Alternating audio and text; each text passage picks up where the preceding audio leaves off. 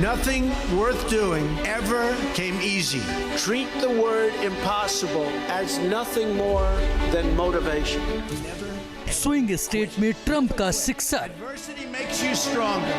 Don't give in, don't back down, and never stop doing what you know is right. चला Trump card, जीत का magic जोरदार। राष्ट्रवाद की बात, मिली जीत की सौगात। I will not rest until we have delivered the strong, safe, and prosperous America that our children deserve and that you deserve. America में अब की बार ट्रंप सरकार। They want to take away my freedom because I will never let them take away your freedoms. They're not coming after me, they're coming after you, and I just happen to be standing in their way. नमस्कार, हमारी खास पेशकश में आपका स्वागत है। मैं हूं अनुराग दीक्षित। अमेरिका में राष्ट्रपति पद के चुनाव में डोनाल्ड ट्रंप ने जबरदस्त जीत हासिल की है।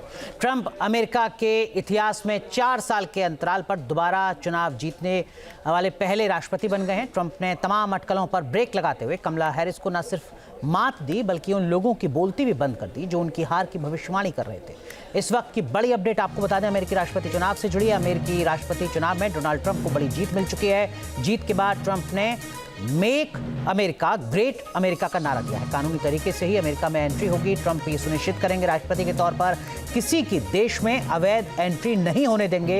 ये बात साफ कह दी है डोनाल्ड ट्रंप ने। युद्ध रोकने के लिए हम प्रतिबद्ध हैं। अपने उस बयान को एक बार फिर दोहराया है। साथ ही साथ उन्होंने ये कहा कि हमने रिकॉर्ड समय में ISIS को हराया था। We had to wait longer. I don't know. It was going bad, and it was going bad fast. We're going to have to seal up those borders, and we're going to have to let people come into our country. We want people to come back in, but we have to let them come back in, but they have to come in legally. They have to come in legally. तो अमेरिकी राष्ट्रपति चुनाव का मतलब क्या होने जा रहा है आने वाले वक्त में, भारत के लिहाज से, पूरी दुनिया के लिहाज से, ये समझेंगे इस खास पेशकश में। 2 खास मेहमान हमारे साथ जुड़ चुके हैं। मेरे साथ स्टूडियो में मौजूद हैं मनोज गैरोला सर, आप editor in chief news nation network के हमारे साथ जुड़ रहे हैं। वरिष्ठ पत्रकार संजीव श्रीवास्तव जी, आप दोनों का बहुत बहुत स्वागत है sir.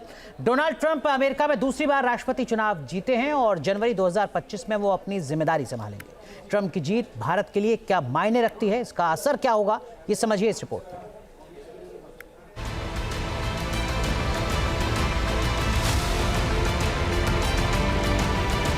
I, Donald John Trump, do solemnly swear that I will faithfully execute. I will faithfully execute. America में फिर से ट्रंप राज। दूसरी बार ट्रंप को अमेरिका का ताज। Are among the most dishonest people anywhere at any time. Bharat America रिश्तों में बढ़ेगा विश्वास। डोनाल्ड ट्रंप की जीत सिर्फ अमेरिका ही नहीं, पूरी दुनिया के लिहाज से अहम है। यूरोप से लेकर मिडिल ईस्ट तक इस जीत का गहरा असर होने की उम्मीद है। Do solemnly swear That I will faithfully execute. that I will faithfully execute. साथ ही भारत और अमेरिका की दोस्ती का नया अध्याय भी शुरू होना तय है। इसकी सबसे बड़ी वजह प्रधानमंत्री नरेंद्र मोदी और ट्रंप की बॉन्डिंग है। A great American president, Mr. Donald Trump.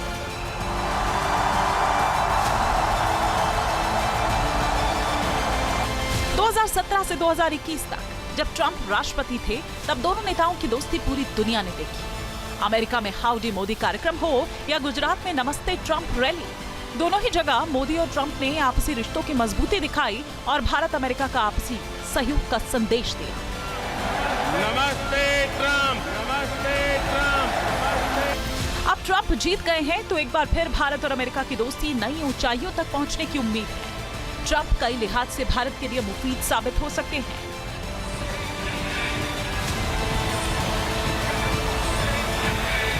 Trump की जीत से भारत की तेजी से बढ़ती अर्थव्यवस्था को फायदा हो सकता है। ऐसा इसलिए भी क्योंकि भारत की अर्थव्यवस्था में घरेलू खपत का अहम रोल है। इसके अलावा चीजों की कम कीमत, सप्लाई चेन में बदलाव और विदेशी संबंधों से भी भारत का फायदा होने के आसार हैं। हालांकि ट्रंप की आर्थिक नीतियां अमेरिका फर्स्ट पर केंद्रित होने की संभावना ज्यादा है। इसके बावजूद चीन को लेकर उनका कड़ा रुख भारत की आर्थिक तरक्की के लिए नए रास्ते खोल सकता है, क्योंकि ट्रंप पहले ही चीन के आयात पर ज्यादा से ज्यादा टैरिफ लगाने की बात कह चुके हैं। डोनाल्ड ट्रंप अब आए हैं, जाहिर है कि उनका एक विशेष वर्किंग स्टाइल है, लेकिन डोनाल्ड ट्रंप इस बात को जानते हैं कि भारत विश्व का सबसे बड़ा लोकतांत्रिक राष्ट्र है और भारत और अमेरिका के बीच के जो संबंध हैं उनका जो आधार है वो हमारे साझा लोकतांत्रिक मूल्य, हमारे share democratic values, share interest, साझा हित, साझा अवसर, साझा चुनौतियां, उन आधारों पर ये संबंध निर्धारित होते हैं। ये गवर्नमेंट टू गवर्नमेंट रिलेशनशिप ही नहीं है, बल्कि ये दो राष्ट्रों के जो महान लोकतंत्रों के बीच के संबंध है, जो इंडियन डायस्पोरा है उसका बहुत बड़ा आधार है और इन संबंधों को बढ़ाने में ट्रंप की जीत कूटनीतिक लिहाज से भी भारत के लिए अहम है। माना जा रहा है कि मोदी से ट्रंप की दोस्ती का वैश्विक असर पड़ सकता है। भारत की अंतर्राष्ट्रीय भागीदारी बढ़ने की भी उम्मीद है। हालांकि ट्रंप का इमिग्रेशन पर कड़ा रुख रहा है, जो मुश्किलें खड़ी कर सकता है। इसके अलावा H-1B वीजा एक्सटेंशन में भी मुश्किल हो सकती है, मगर जिस तरह चीन को लेकर ट्रंप सख्त रहे हैं वो भारत के लिए फायदेमंद होगा। ट्रंप का सत्ता में आना सामरिक लिहाज से कई बदलाव ला सकता है। आने वाले दिनों में अमेरिका की विदेश नीति में कई बदलाव देखने को मिलेंगे, जिसका भारत पर सकारात्मक असर हो सकता है। भारत और अमेरिका के रक्षा संबंध मजबूत होंगे, दोनों देशों का सैन्य तालमेल बढ़ेगा। इसके अलावा हथियारों के आयात निर्यात में भी इजाफा होने की उम्मीद है। इंडो पैसिफिक रीजन में दबदबा बढ़ाने की कोशिश कर रहे चीन पर ट्रंप नकेल कस सकेंगे, जो भारत के लिए एक अच्छा संकेत है। साथ ही ट्रंप की जीत के बाद आतंकवाद के मुद्दे पर पाकिस्तान अब दबाव में रहेगा, ये भी भारत के लिए फायदेमंद है। ट्रंप का भारत को लेकर मिजाज नरम रहा है, हालांकि रोजगार के मसले पर वो अमेरिकन को प्राथमिकता देते रहे हैं। इसके बावजूद हाल में उनका बयान कई सारी उम्मीदें जगाने वाला है। ट्रंप ने कहा था कि सोशल मीडिया पर लंबा बयान जारी कर, जिसमें उन्होंने बांग्लादेश में हिंदुओं पर हमलों पर कड़ा रुख अपनाया था। ट्रंप ने कहा था कि बांग्लादेश पूरी तरह से अराजकता की स्थिति में है, लेकिन कमला हैरिस और उनके बॉस राष्ट्रपति जो बाइडेन ने दुनिया भर में और अमेरिका में हिंदुओं की अनदेखी की। हम भारत और मेरे अच्छे दोस्त प्रधानमंत्री मोदी के साथ अपनी महान साझेदारी को और मजबूत करेंगे। हम कट्टरपंथी वामपंथियों के धर्म विरोधी एजेंडे के खिलाफ हिंदू अमेरिकियों की भी रक्षा करेंगे। ट्रंप का ये रुख बताता है कि उनका नजरिया भारत को लेकर क्या है। बहरहाल ट्रंप का जीतना अच्छे संकेत हैं और उम्मीद है कि भारत और अमेरिका की दोस्ती का एक नया युग शुरू होगा। Team news nation. तो हमारे साथ एक और खास मेहमान जुड़ चुके हैं, दीपक वोरा साहब, जाने माने पूर्व राजनयिक। आप तीनों का बहुत बहुत स्वागत। दीपक वोरा साहब, सबसे पहले आपसे समझना चाहूंगा, 4 साल पहले तक डोनाल्ड ट्रंप ऐसे नेता थे, इकलौते राष्ट्रपति जिनके ऊपर 2 बार महाभियोग का प्रस्ताव लाया गया। 4 साल में यूएस की पॉलिटिक्स में ऐसा क्या बदला कि वो इस तरीके से जीत रहे हैं, तब जबकि सारे सर्वे और पोल्स में हैरिस आगे बताई जा रही थी? आभारी हूँ सर, आपने मौका दिया है आपके चैनल पर आने का। मैं आपको देख नहीं पा रहा, लेकिन बाकी जो आपके मेहमान हैं ना मैं उनके नाम जानता हूँ, लेकिन जरूर मैं आपने जो प्रश्न पूछा, क्योंकि आपका चैनल तो बेमिसाल है, मैं उसका जवाब देने की कोशिश करता हूँ। मैं अभी आपकी रिपोर्ट सुन रहा था कि ये अच्छा हो जाएगा, ये उसके लिए अच्छा हो जाएगा, यहाँ पे हो जाएगा, वहां पे हो जाएगा। सर वो क्या कहते हैं, हमने देखी है जन्नत की हकीकत, लेकिन दिल को खुश रखने के लिए गालिब ये ख्याल अच्छा है। अगर आप कोई भी सोचता है कि जो व्यक्ति आता है व्हाइट हाउस में या भारत में या पाकिस्तान में या चीन में या रूस में, उसकी पर्सनैलिटी के कारण उनकी विदेश नीति बदल जाएगी, तो वो ऐसा होता नहीं है हकीकत। अब डोनाल्ड ट्रंप साहब क्यों जीते हैं, क्या मुद्दे हैं 3 अमेरिकन लोगों के सामने आज, और कोई कई दिनों से कई महीनों से वो जूझ रहे थे। नहीं है कि उन्होंने बोला कि ट्रंप साहब आप तो बहुत अच्छे आदमी हैं, हम आपको सपोर्ट करते हैं क्योंकि आप भारत के मित्र हैं। पहला मुद्दा उनके लिए जो बहुत जरूरी है वो है इन्फ्लेशन, महंगाई।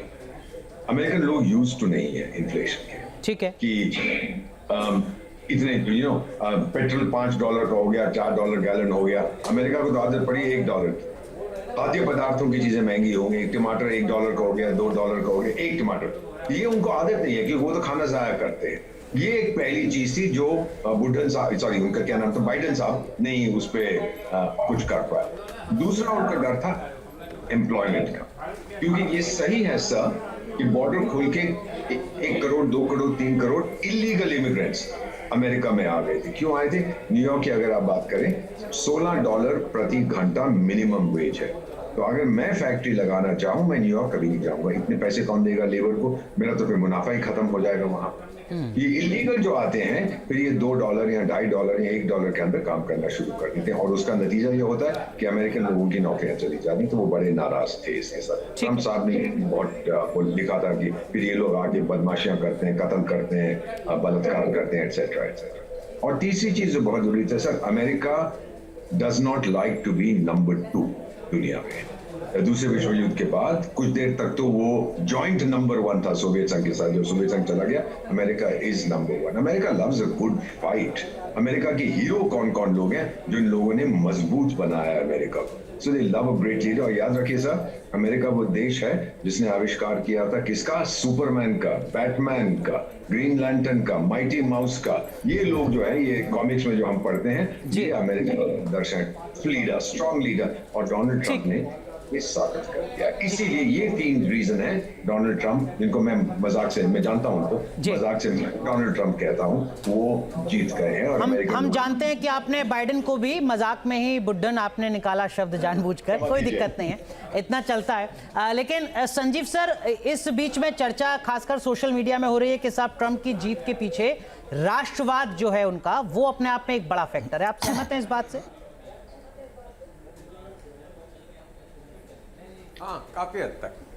देखिए, क्योंकि बड़ा clear cut left of centre और राइट, एक तरफ दक्षिणपंथी, एक तरफ थोड़ा वामपंथ तो है ही नहीं अमेरिका में, लेकिन थोड़ा लिबरल, थोड़ा लेफ्ट ऑफ सेंटर, थोड़ा झुकाव एक उस तरह की पॉलिसीज के लिए था जो कमला हैरिस रिप्रेजेंट कर रही थी। तो उसकी हार हुई है और राष्ट्रवाद की जीत हुई है इस तरह से भी कि एक बड़ा जो प्लैंक था या बड़ा बुलंद नारा जो ट्रंप की तरफ से था, जिसका उन्होंने उल्लेख अपनी विक्ट्री स्पीच में भी किया है, बॉर्डर्स का, इलीगल इमिग्रेंट्स का, अमेरिका फर्स्ट का, वो सारी बातें वैसी थी जो कहीं ना कहीं एक नेशनलिज्म की तरफ इशारा कर रही थी।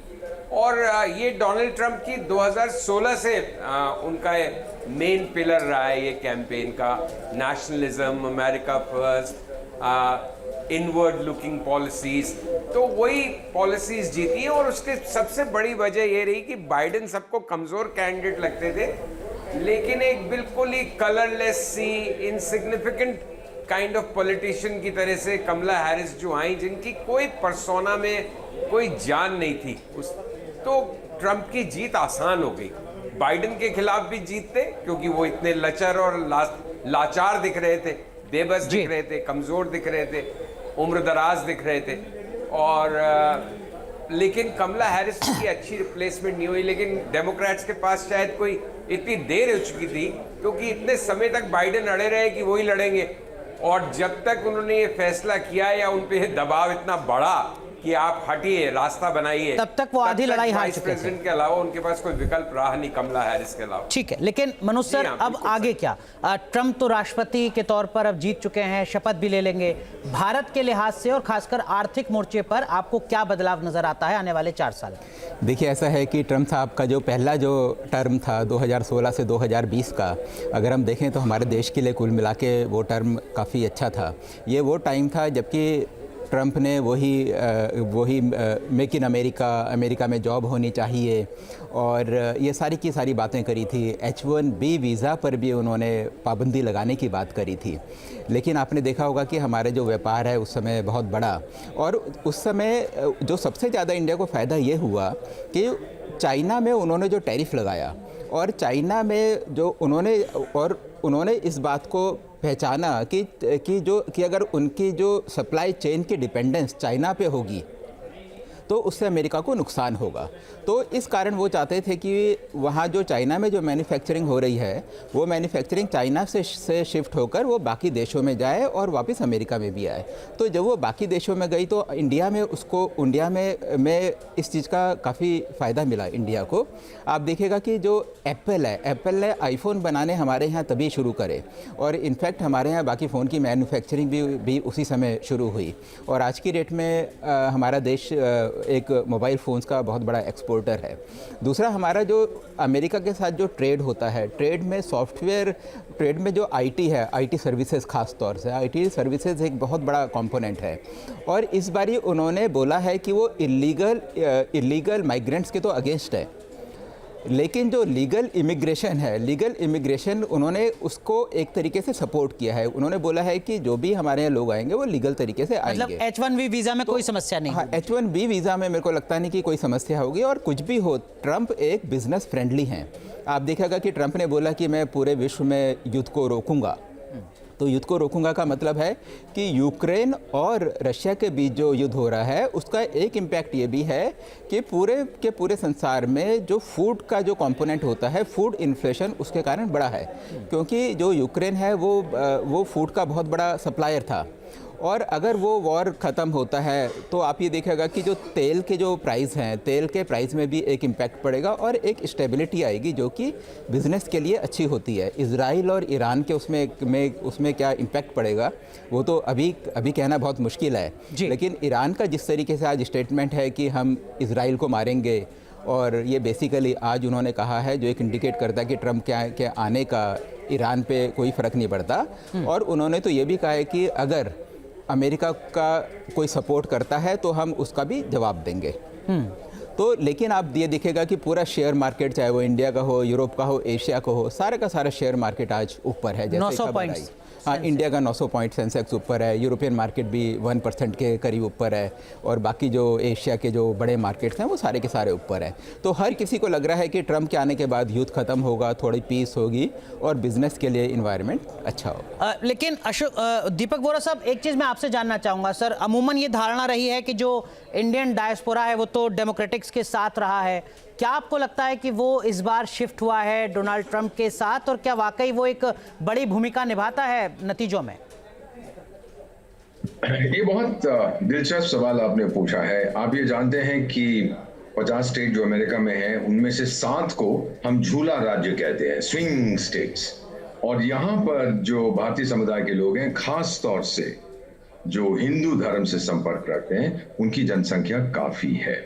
और इन लोगों का जो है वोट वो हो सकता है, अगर 3000, 4000, 5000, 10,000 लोग हैं। पिछली बार जो जीत हुई थी जो बाइडेन साहब की कुछ ऐसे स्विंग स्टेट्स में, वो 2000 वोटों से 3000, 4000। तो भारतीय समुदाय के लोग जो हैं, खासतौर से जो हिंदू हैं, उनके वोट का बहुत महत्व है वहां पर। और वैसे भी ट्रंप, आपको याद होगा 2016 की जब वो प्रचार अपना कर रहे थे तो उन्होंने कहा था एक पब्लिक मीटिंग में, आई लव हिंदू, मैं हिंदुओं से बहुत प्यार करता हूं। इस बार पे बांग्लादेश पे भी उन्होंने ट्वीट किया कि अत्याचार वहां पे रोक दीजिए, जो बाइडेन साहब ने कुछ नहीं किया, ना कमाला जी ने कुछ कहा। तो ये सब ध्यान में रखते हुए सर्टेनली जो इंडियन कम्युनिटी थी, जो ट्रेडिशनली हम लोग कहते हैं कि वो डेमोक्रेट्स की तरफ वेयर करते थे, वो अब सर्टेनली देखते हैं कि यहाँ पर एक आदमी आया है जो हमारे इंटरेस्ट को प्रोटेक्ट करने के लिए तैयार है, और हम उसकी तरफ। मनोज सर, इसके साथ साथ चर्चा ये भी हो रही है कि जो टीम ट्रंप है उसमें भी भारतीय मूल के लोगों का दबदबा है। अगर ऐसा है वाकई तो इसका असर आने वाले वक्त में जो हमारी डिप्लोमेसी है उसमें भी कुछ दिखता है सर? देखिए, ऐसा है कि वहाँ जो इंडियन अमेरिकन्स हैं, चाहे वो विवेक वो हों रामास्वामी हों, तो उनका इंटरेस्ट अमेरिका के लिए ही होता है। आप देखिएगा कि अगर कमला हैरिस होती तो भी उसका जो इंटरेस्ट है वो अमेरिका के लिए ही होता है। जो वहाँ इंडियन अमेरिकन है वहाँ का उनका इंटरेस्ट इंडियन अमेरिकन के लिए ही होता है वहाँ। लेकिन जो हमारे वहाँ जो लोग हैं, जो आईटी में जो वहाँ लोग हैं, क्योंकि उन्होंने वहाँ बड़ा काम किया, उसके बाद जब वो बड़े कंपनीज़ के सीईओज़ बने, तो एक जो ब्रांडिंग इंडियंस की वहाँ हुई, इंडियन सॉफ्टवेयर के आईटी के ऊपर जो कॉन्फिडेंस बना, उसके कारण जो इंडियन कंपनीज़ को जो यहाँ काम मिला, उसके कारण आईटी हमारे देश में आया। तो वो एक अलग बातें हैं। लेकिन जब आप एक सरकार के पार्ट होते हैं तो मेरे को लगता नहीं कि वो डिप्लोमेसी में उसका कोई इम्पैक्ट पड़ता है। दूसरा, आज की डेट में देखिए कि पूरे वर्ल्ड में जो डिप्लोमेसी क्या होती है, डिप्लोमेसी का मतलब है कि हर कंट्री अपने इंटरेस्ट को प्रोटेक्ट करता है। आज की डेट में जो अमेरिकन है, चाहे वो इंडियन ओरिजिन का हो या कोई हो, उसको अमेरिका के इंटरेस्ट को प्रोटेक्ट करना है। और इंडिया की पोजीशन देखिए आज क्या है। आज हम वर्ल्ड की 5th सबसे बड़ी इकनॉमी है, 4 ट्रिलियन की इकनॉमी हम अभी होने वाले हैं। और हम इंडिया का जो आज की डेट में इंडिया एक बड़ा मार्केट है, सबके लिए अट्रैक्टिव है, ठीक है। डिफेंस का सबसे बड़ा बायर आज की डेट में इंडिया है। लेकिन इसके साथ साथ हमारे यहाँ काफ़ी चीज़ों की मैन्युफैक्चरिंग भी है। आईटी आज की डेट में सबसे बड़ा है। पूरे वर्ल्ड में आईटी सर्विसेज इंडिया से ही जाती हैं। आज की डेट में फार्मा में इंडिया काफ़ी स्ट्रॉन्ग है। तो इस तरीके से काफ़ी सारी चीज़ें हैं जहाँ की इंडिया स्ट्रॉन्ग है। तो इसलिए इन लोगों के लिए इंडिया से संबंध बनाना और तो वो एक इनके लोगों सारे के सारे इन देशों के लिए मजबूरी है। और ख़ास तौर पे हमारी जो स्ट्रेटजिक हमारी जो लोकेशन है और चाइना से और इनकी जो एक एंटी चाइना पोजीशन है, उस एंटी चाइना पोजीशन में इंडिया की एक भूमिका हो सकती है। ठीक, तो आप तो ये मेरे ख्याल से एक इंडिया का एक बहुत बड़ा पॉजिटिव पॉइंट है और किसी को भी आज की डेट में इंडिया को इग्नोर करना बहुत मुश्किल है। संजीव सर, अब जबकि डोनाल्ड ट्रंप अगले राष्ट्रपति बन रहे हैं इंडो पैसिफिक क्षेत्र में, और भारत के लिहाज से सर आपको किस तरीके की उम्मीदें नज़र आती हैं? क्योंकि उनके पिछले कार्यकाल में जब भारत का तनाव बढ़ता हुआ दिखा, खासकर पड़ोसी मुल्कों के साथ, तो डोनाल्ड ट्रंप साथ में हमारे नज़र आ रहे थे, चाहे वो गलवान का संघर्ष हो या फिर अभिनंदन का जो पूरा मामला था, उसमें भी हमने देखा जिस तरीके की खबरें सामने आ रही थी। किस तरीके से आने वाले 4 साल आपको नज़र आते हैं सर? देखिए, जैसे अभी मनोज बता रहे थे थोड़ी देर पहले कि सारी दुनिया भर के शेयर मार्केट्स में आज उछाल था, सिर्फ एक शेयर मार्केट डाउन था। कौन सा? हांगकांग। और वो इस बात का इंडिकेशन था कि, और हांगकांग बेसिकली, हांगकांग और शंघाई 2 चाइना के बड़े स्टॉक मार्केट्स हैं। हांगकांग भी अब चाइना का हिस्सा है।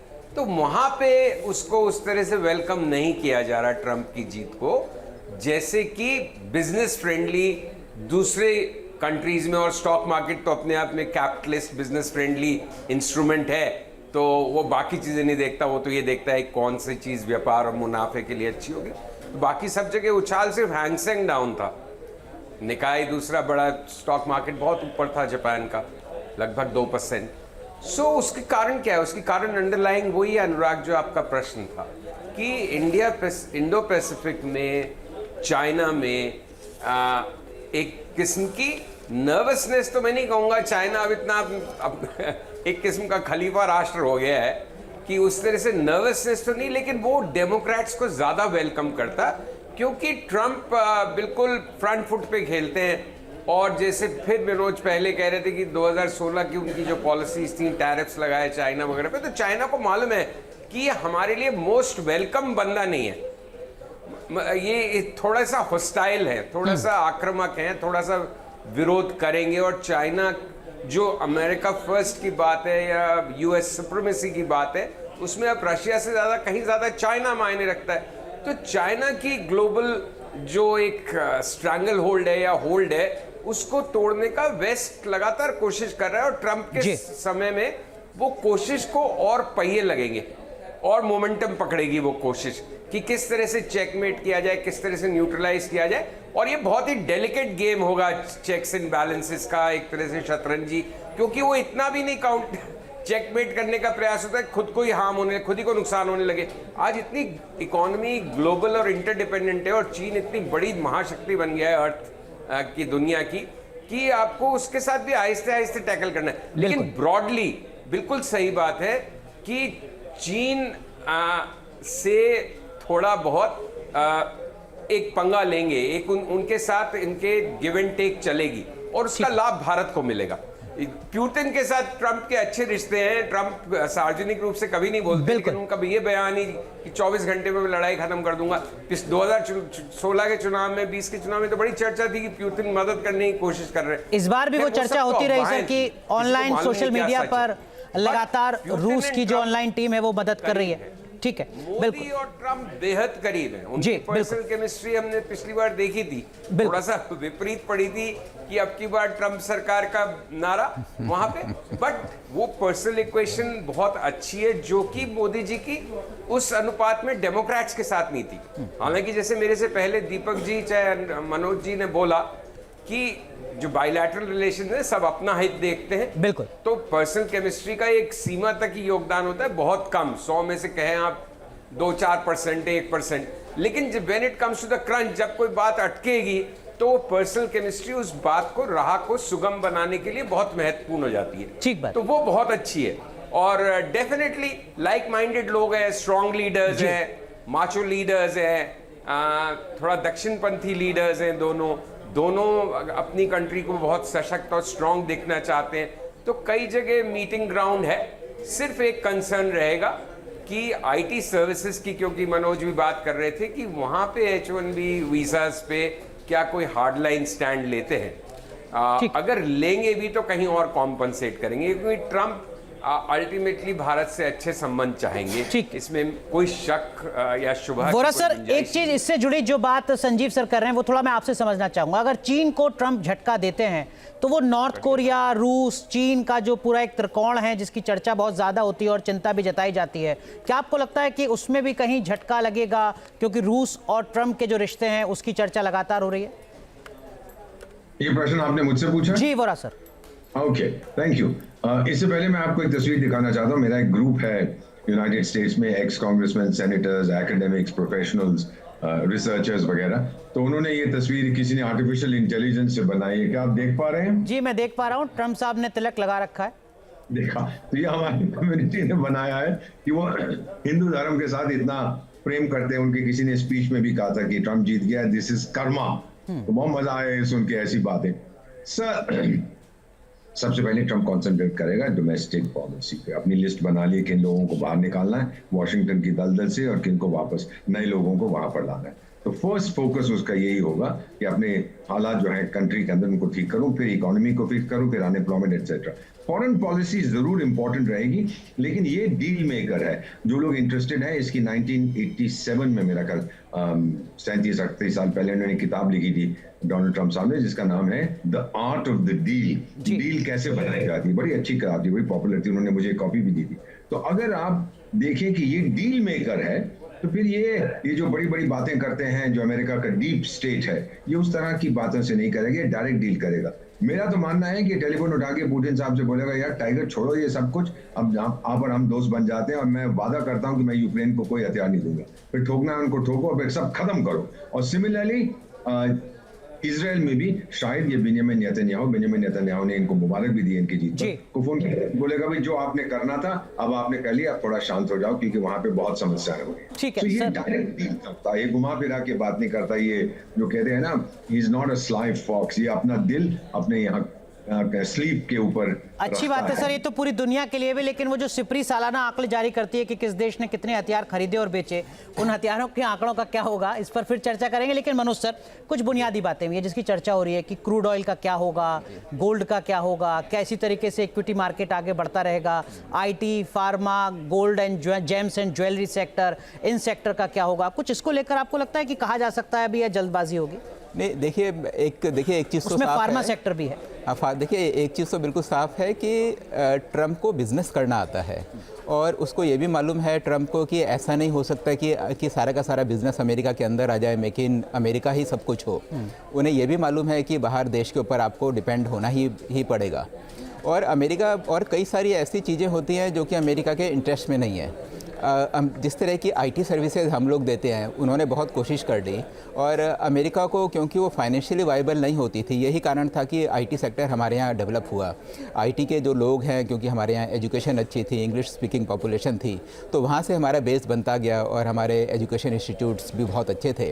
तो वहाँ से जो हमारा बेस बना, आज हमारा जो बेस बन चुका है आईटी में, वो मेरे को लगता नहीं कि संसार में कहीं और है। तो उन्हें उसकी इम्पोर्टेंस मालूम है।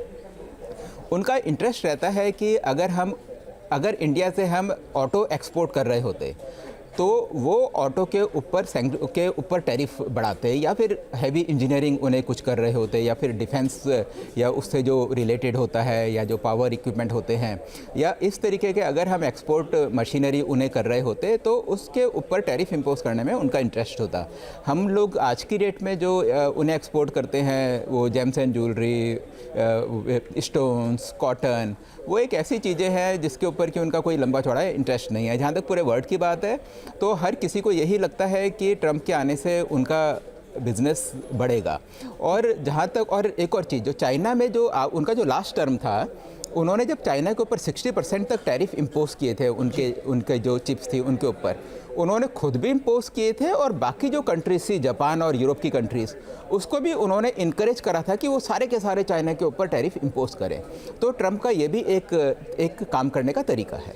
वोरा साहब, बहुत संक्षेप में, वक्त खत्म हो रहा है। डोनाल्ड ट्रंप ने आज जो अपना भाषण दिया उसमें उन्होंने कहा कि अमेरिका में मरहम लगाने की जरूरत है। मरहम का मतलब क्या सर? वही 3 चुनौतियां जिनका आप जिक्र कर रहे थे अभी।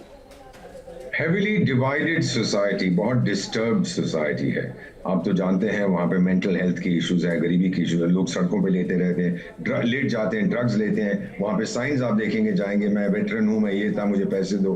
तो ये बहुत ही ये आसार नहीं है, इंडिकेशन नहीं है of a developed society, powerful society, self confident society. यही जो मरहम लगा रहे हैं, ये अमेरिका के लोगों का सेल्फ कॉन्फिडेंस वापस लाना चाहते हैं। एक तरफ में जाते हुए एक चीज सिर्फ आपको कहूंगा संक्षिप्त रूप में, माने ना माने आपके विशेषज्ञ जो बाकी हैं बहुत बुद्धिमान है, इतना कहूंगा कि जो भी अमेरिका फर्स्ट की बात करता है, मेक अमेरिका ग्रेट अगेन, जिसकी लॉयल्टी टोटली अमेरिका को है, तो मुझे एक व्यक्ति का याद आता है जिसकी लॉयल्टी टोटली उनके देश की तरफ है, अपने देश को वो महान बनाना चाहते हैं, विकसित बनाना चाहते हैं। उनका नाम है नरेंद्र भाई दामोदर दास मोदी।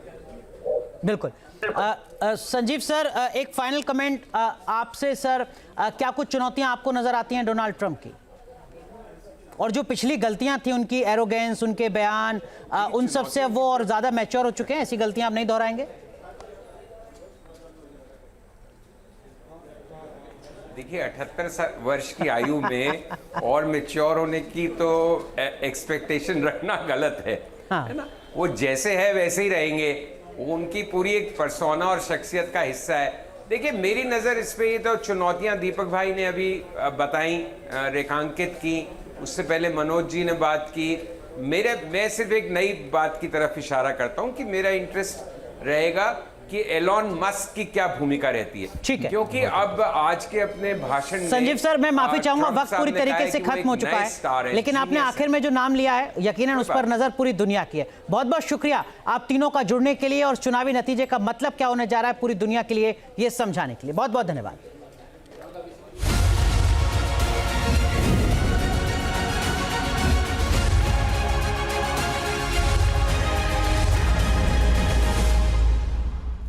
न्यूज नेशन अब व्हाट्सएप पर खबरों के ताजा अपडेट के लिए न्यूज नेशन के इस QR कोड को स्कैन करें।